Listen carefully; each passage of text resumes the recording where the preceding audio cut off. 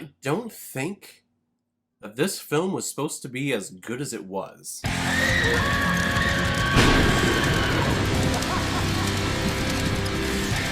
Ready or Not, released in 2019 and is directed by Matt Bettinelli Oplum, who's also directed such films like VHS and Devil's Due. And this film is starring Samara Weaving, Adam Brody, Mark O'Brien, Henry Czerny, and Andie MacDowell. Grace is marrying into the Ladoma gaming family legacy, a family that has made its name on board games for hundreds of years. However, they have a tradition that whenever a younger member of the family is getting married, them and their spouse must play a game with the entire family, and this is to bring good luck to the family until the next wedding happens. Unfortunately for Grace, she randomly selects the game Hide and Seek. And so now she must stay hidden from the family until sunup. It's just what Grace doesn't know is that when she's running and hiding from the family, they're actually trying to kill her with shotguns and spear guns and spears and knives and bunch of fun shit. I remember when this film was coming out and seeing trailers and previews and promotions for this all over the web, and I just remember thinking that, oh, this is probably going to be another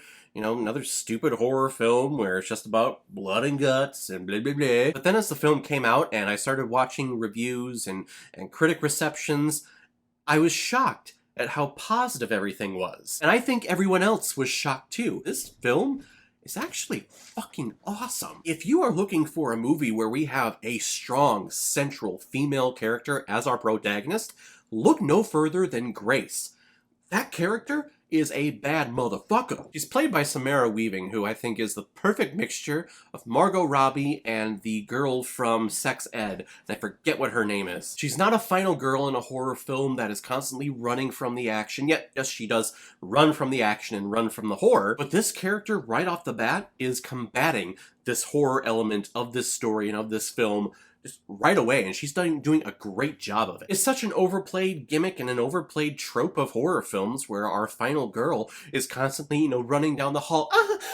What's happening? What's going on? They're coming after me. Why are they doing this to me? Here she's running, but then when she comes into conflict with one of the family members, she is willing to take a shotgun and blow their freaking brains out. Or if she doesn't have a gun, maybe she has a teapot. She's gonna bang you over the head with it and get the fuck out of there. She is one of the most lovable characters and one of the most badass characters, at least in the last decade. They should make a Ready or Not 2 or 3 where she becomes like just a renegade badass, going from town to town, going to like a one percenter's mansion, and just letting loose all over the place. One of the funnest aspects of this entire film was the use of humor when it came to the horror genre. It reminded me a lot of The Evil Dead and Army of Darkness, Sam Raimi's style of storytelling when it came to horror. There are a lot of horrific aspects of those films and of this film, but there's also an underlying sense of comedy, an underlying sense of levity throughout the entire thing. People get caught in elevator shafts, they get shot in the face with a bow and arrow, but it's done with a sense of humor. It's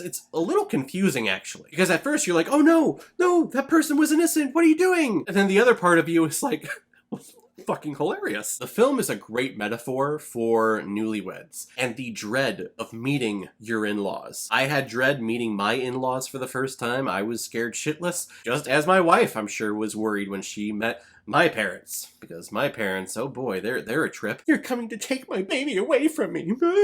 This film is just a great metaphor of how you have to combat your in-laws with respect and kind of that fake love at first, and then that love is earned over time. Except with this film, she kind of has to do it with actual physical weapons and to take her stand and shoot people and kill people. But doesn't it feel like that sometimes in real life when you're meeting your in-laws? Or am I just talking out of my ass? Could just be talking out of my ass, I don't know. It's also a social commentary on the top 1% and how people of a certain class feel that, certain rules and certain laws just don't apply to them. Hence the whole, hey, we're going to hunt and murder you. Kind of like The Most Dangerous Game, actually. And how this person, Grace, who comes from nothing, who doesn't have an empire behind her, marrying into this very, very wealthy family. The Ladonas are like, well, who is this person? Are they just gold digging, coming after our empire? Who does she think she is? She's Grace, motherfucker. And she's gonna fuck your shit up. I think this film is a ton of fun. We have a lot of great kills in here. It's not bloody or gory in any way. Yes, there is blood, but it's not done to the extent of where it's gross or where it's sickening, just kind of natural when it happens. The great aunt who's always in the corner or at the wedding reception just staring at Grace, just staring daggers in her eyes, wanting to rip her guts out. Hilarious. And then Christian Brune, who I loved with my review of Red Rover from earlier this year, one of my favorite films that I reviewed this year. He's the comedic relief. He's kind of the fuck up of the family. He's the brother that doesn't have his shit together. He's running around with this crossbow and he's like, how do you even use that thing? He takes a bathroom break and he has his phone out and he's looking up tutorials on how to shoot a crossbow. He had great comedic timing. He was perfect. Loved the actor. Loved him in Red Rover. If I haven't said it enough, go watch that film. Magnificent independent film that came out this year. Again, I don't think this film is supposed to be as good as it was. I think everyone was shocked when it came out. It's a really good time. Is it spectacular? Is it game-changing? No. But it's still just a surprisingly good time from start to end. I'm going to give Ready or Not 4 out of 5 Blu-rays. I like it a lot.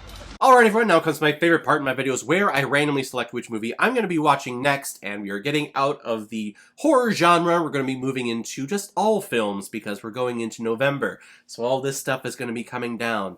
No more cobwebs for this channel. Spiders can go bye-bye. So let's take a look, everyone.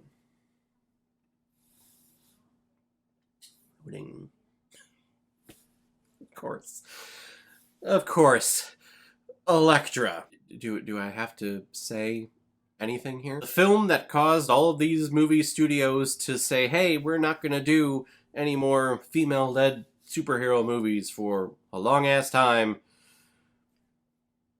It's sad, but it's true. But it's the movie that Jennifer and Ben started getting together and dating until they eventually divorced and broke up, so that's a happy, sad note. But whatever, we'll check out Elektra next time. There's probably going to be a lot of alcohol involved, so we'll check it out. If any of you have recommendations of films that you want me to review on here, leave your comment below this video, or go to my Facebook page, my Instagram, or my Twitter. Leave your recommendation there. If I have access to it, I will watch, review it, and give you a shout on the channel. And if you really want me to do your recommendation as quickly as I possibly can, you can make a PayPal donation on the main page of my YouTube channel. Just select the donate button. Any size donation will do. You can attach your movie to your donation, and if I have access to it, I will watch it and get my review done and published as quickly as I possibly can for you. So guys, have you seen Ready or Not? What did you think about it? Was it as big of a surprise as it was for you as it was for me? Whatever you thought, comment below, let me know what you thought about it. And as always, if you like what you see here, if you like my take on movies, then hit the subscribe button and make sure you hit that bell so you know the next time I release my next movie review. So guys, I will see you next time with my review of Elektra. So in the meantime, be well,